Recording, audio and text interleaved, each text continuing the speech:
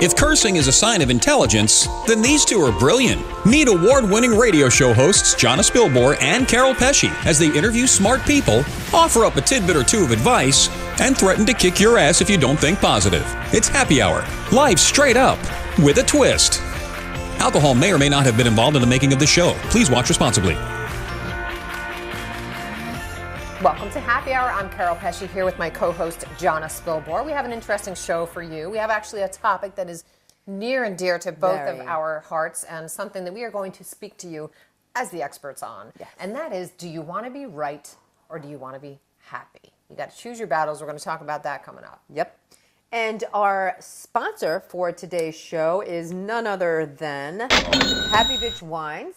One of us knows a little bit of something about that. And that'd be her. Well, I know that it's fabulous wine.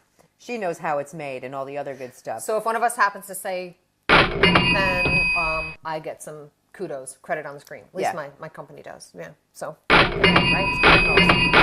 Happy Bitch Wines is our Bleep sponsor today. We'd also like to thank our studio audience for joining us. It's always so nice when they take the time to give us their attention and just spend a few minutes with us. So we really want to send out the kudos. And on that note, if you want a chance to be part of our live studio audience, you can do that. So go to our Facebook page, NetChicks TV, and you can post a maybe 7 to 15 second video of how you would represent yourself if you were here live in studio. Be fun, be creative, funny, keep it clean. Impress us. Yeah, no nudity. Now, speaking of a studio audience, something weird happened today before we started producing today's show. Let's roll the videotape, show you what we mean. What the Carol! Hey! Hey! Hey! Come here. You gotta see this. What? This place is a mess. Yeah. This place looks like somebody had a party and it wasn't me. What the hell went down here last night? I don't know. You just don't remember. I don't know. No, Not that you don't know, you just don't remember? No. John, I forgot. God. You know what? Every single Why didn't you invite me to this party? Oh, so you're into that now? No, yeah. Animals. I think I had an animal asleep. Wow. And now I got a bee. thought Every single light bulb What the hell? has been ripped off the wire. And look. This is now a shrapnel cushion. Broken glass, broken light bulbs. And I'm sorry, but this is not my thumbprint. Okay? That, my friend, Evidence. is a spider monkey. Spider monkey. What the fuck is it out here? What was it trying to do? I don't Maybe know. it's like a spy raccoon. Maybe. Like somebody trained it? Maybe it's an asshole. Maybe it's an trying right. to act like a raccoon. That could totally be. And they Throw have me like off. they have like a raccoon print stamper. So they go and vandalize shit on throw me people, off the and then show. to throw them off is like, oh, just Right. put a couple of. Because listen how genius this What is. the hell? If I go to the police, right, and I go, I've been vandalized. Policeman's going to come here and they're going to go, I don't think so. Spider monkey. Tell you what, Yeah. let's flip those two cushions over and make the call. You want? I know. Okay, so you're saying we should hide evidence? Yeah. And then make a false police report. Well, I like that. unless these are really fake coon tracks. No, seriously though, isn't that gross? That's a pissed off raccoon. That's it. But That's gross. think how filthy. Think of this filthy freaking animal. Wow. This is a crime scene. Now, ordinarily, I wouldn't want to kill a bug, but I'm about to smash his head in. He's like totally stalking us. Look at that. I know. You know what? Maybe he's a witness. No, maybe it's a drone. Oh my God! A fake bee drone. Jesus Christ! Are you serious? I'm going in. Done with your Get me out of here! I'm going in. Holy shit! They're like fucking dive bombers. I don't think we have enough alcohol. Oh my God! What am I gonna do? Like, you can't sit on those now. Like, somebody has to clean that shit up. I'm out. Oh. That's amazing. Always We better shut these doors before one comes in for reals. Yeah, no, for realsies. So that must have been an angry fucking raccoon. Are you sure it was a raccoon? Well, were it not for the 3-fingered paw prints? Yeah, dead giveaway. Yeah, even though I'm no Jack Hanna, but I think, because I think it was either a raccoon or, as you heard, a spider monkey. Because, I mean, how does an animal, a rodent? Is a raccoon a rodent? I don't think it's a rodent, but you don't think it's smarter than a rodent? Because it's bigger than a rodent. Bigger than a rodent. How do they? Smaller than a cheetah.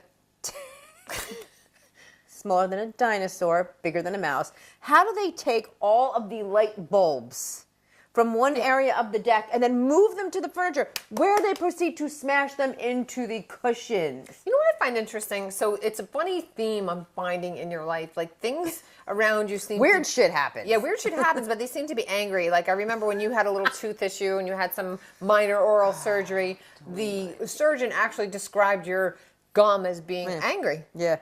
And now you know, there's raccoons around in nature, but you get a fucking angry raccoon. One. How does that happen? Yeah, it must follow me around. All right. So speaking of being angry, what we wanted to talk to you today about was, do you want to be right or do you want to be happy? If you get through your adult life without facing some sort of challenge or something that upsets you, you're living in a cave. Yeah. Because it won't happen. You're going to get comments. People are going to do wrong by you. Stuff's going to go down that you didn't ask for or you didn't deserve. It's just going to happen. So you got to decide to choose your battles, because what is the outcome that you want? So I'll give you a personal example. Okay. A number of years ago, I was married, found out that my ex was having an affair. I wanted to kill everybody in the beginning, I'll be honest. Human nature. Yeah, human nature, upset, really angry. But there was also a part of me that realized I am empowered in my response. So I can choose to be angry. I can choose to find ways to hurt you back, because Lord knows you hurt me. And I think that's pretty common. But there was a part of me also that realized, what do I really want here? Right. Do I want to be right and prove to you, I'll show you how much you hurt me, because I could figure out plenty of ways to hurt you back. Right. Or do I want to be happy? And I had the presence of mind through all the emotions and anger and all that stuff was going on. I mean, I went through all that normal stuff in the beginning. I'm not an angel. But the presence of mind to say, what do I really want here? What's the outcome? And I knew what I ultimately wanted, in whatever picture form that looked like, was to be happy. Right. So I had to decide, okay, I've been dealt this, didn't ask for it, did everything I thought I knew how to do to be loyal and be a good wife in a marriage. I want to be happy. So what are the choices I can make now in response to this that will get me to a happier place? There's what happens to you, and there's who and how you are in relation to what happens to you. So I actually chose not to fight with him. I chose to rise above it and focus my mind on, okay, what do I want? I want to be happy. I want to be married again. If I want to be married again, what do I want that to look like? And I spent my time and energy focusing on that instead of being right. My father has this saying, and it's simple, and it's very similar to what you just said. It's, what do I want and how do I get it? Yeah. And I think if we break this down, so let's break it down, because shit is going to happen in everybody's life. But I think what you just described and what most people don't do, and here's the problem, is you don't analyze the situation from the perspective of, what do I want?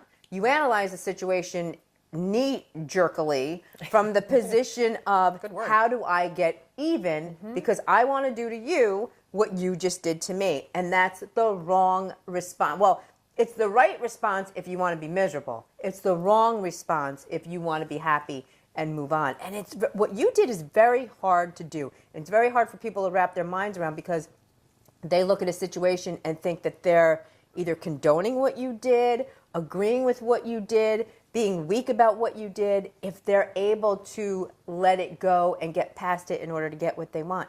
And honey buns, it's entirely the opposite. It is. And so, and it's funny that you say that, because I think a lot of people might look at it, well, whoa, she was allowing it, or she let him get away with it. Yeah. And no, I wasn't allowing it. I was choosing happiness. I was choosing to move on. I was choosing to focus my energy on building a new and happy life. Yeah, for you. Me. Right. And so that knee-jerk reaction of hitting back or proving you're right, even so my example that I just gave was a big life event. It was a divorce, but let's break it down, because I would say that many divorces or relationships that don't work out aren't always because one big thing happens. It's because that nitpicking, it's like, oh, I'm going to show you I'm right, and then, oh yeah, that'll get it. But what is it the outcome that you want? Do you want to be right? Do you want to be happy? Do you want that other person to look?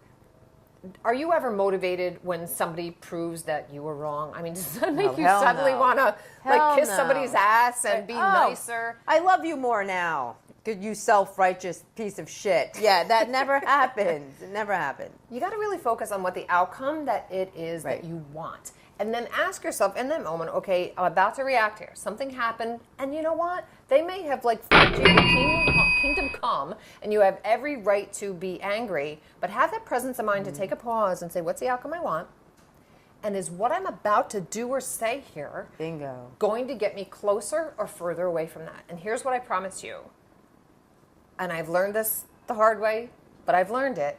You will never, ever advance the state of your own life and your own happiness in a positive direction when you take your energy to intentionally hurt another person, even if it's justified. So that's the key. When you're doing the analysis, when you're saying to yourself, what do I want? The answer is never going to be to punish the other person, right? Hurting people hurt. That's not the answer. The correct answer is, how do you want to feel? And you sure as hell don't want to feel hurt and angry and upset and betrayed. You don't want to feel those feelings anymore. So you need to figure out what steps you need to take to get from feeling that way to feeling the way that you want, which is inspired, happy, peaceful, without any stress. Like, I think most people could describe a perfect life would contain all of those elements.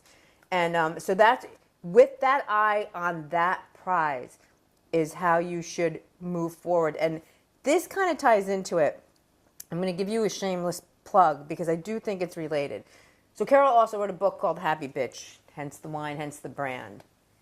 Chapter 4, and there's a little funny backstory very quickly. The backstory is she's got a chapter in the book, chapter 4, and it's about forgiveness. Now, folks, I can hold the grudge. I'm Italian. Like, I could put a hex on you right now, and I not even think twice about it. But when I was reading her book, which is now many years ago, when I got to chapter 4, I didn't understand the concept of forgiveness because, like, for me, it was, why should I let you get away with what you did wrong to me? And over the years, I've studied it, and it's not a sign of weakness at all. In fact, the only person you hurt when you don't forgive, when you glom onto the I need to get even with you mindset, the only person you're truly hurting is yourself. One of my favorite quotes is from Nelson Mandela, and he said, resentment is like drinking poison and then hoping it will kill your enemy. Right. It really is. So it's not about, when you forgive, it's not necessarily about somebody who really fucked you and you're saying, you know what, it's okay. It's fine. You know, stand up for it. And certainly if somebody's really physically hurt you or you need to take legal action or whatever, protect yourself. I'm not talking about that. Right.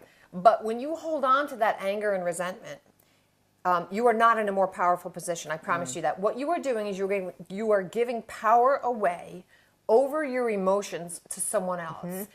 And it's usually someone else who doesn't deserve it. So when you choose to forgive, you are choosing to say, what I want for me is more important than how I want to hate and hurt you. And look, bottom line, if something happened, it happened. It's in the past. You cannot change it. So hanging on to it is not going to help you. But here's what you can do. Because the crap is going to happen. It's happened to every single one of us, is to start asking new questions. And the new questions are, okay, what good can come from this? What good can I create from this? Because I promise you this, there's nobody who's ever gone on to do anything great. And by great, I don't necessarily mean mansions, which is fine. I have no problem with that. By great, I mean having a positive impact on other people. Nobody's ever done that without having first gone through a challenge. So the challenges feel like they suck. They feel like they're not fair. You don't deserve it. Why me? Why is this happening to me? I get it. But if you can start asking new questions to say, rather than why me, what good can come from this? What good can I create? My entire brand, my wine brand, Happy Bitch, my book, this show that we're doing together, our radio show, my marriage that I'm so happy right now, all of it was not just because of what I went through, but because of how I chose to respond to it. I think one of the key elements is to say, what is the lesson in all of this? Like, what can I learn from this situation, no matter how bad or ugly or, you know, futile you feel it is? What can I learn? Because, folks, you can learn something from even the most, a lot of experts in the self-helpery field will say, even the most tragic. In fact, one of our good friends, Deb Hanlon, somebody can die, and that's going to happen too, right? People you love, you're going to lose people that you love, and there's always something good that you can glean from even the worst situations for yourself, and to make you better upon that.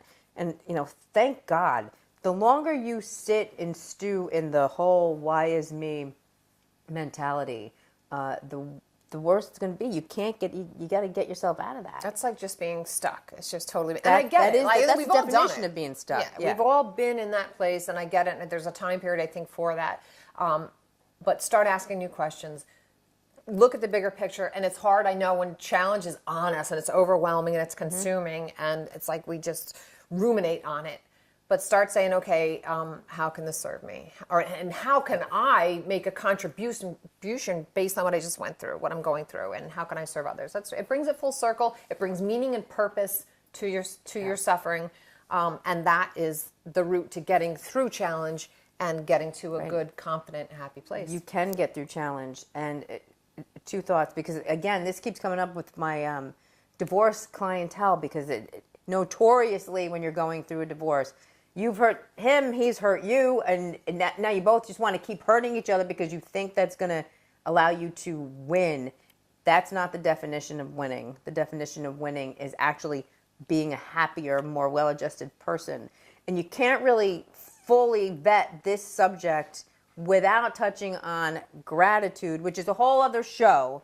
But one of the tricks, if you will, or tips, getting yourself through that when you're going through one of these challenging times, you can look at the smallest thing. Take something small. It doesn't have to be giant. Whenever I'm going through a trying time, I will look at a picture of my dogs. I'll be like, what gives me joy? And when I look at that photo, or I pet my dogs, or I hug my dog, and that brings me joy and makes me laugh, and then find something else, and then string those thoughts together, and something else that brings you joy, and string those thoughts together, and be grateful for all of the good things you have. There's always something. Which will outnumber the bad shit. I guarantee it will outnumber the bad stuff. You just got to focus on that. Mm-hmm. Yeah. So, important topic. So that's a wrap for today. Thank you for tuning in. Make sure you subscribe to this channel so you don't miss any new videos that we have coming out, any new shows. And make sure you like our Facebook page, NetChicks TV. So we'll see you next time.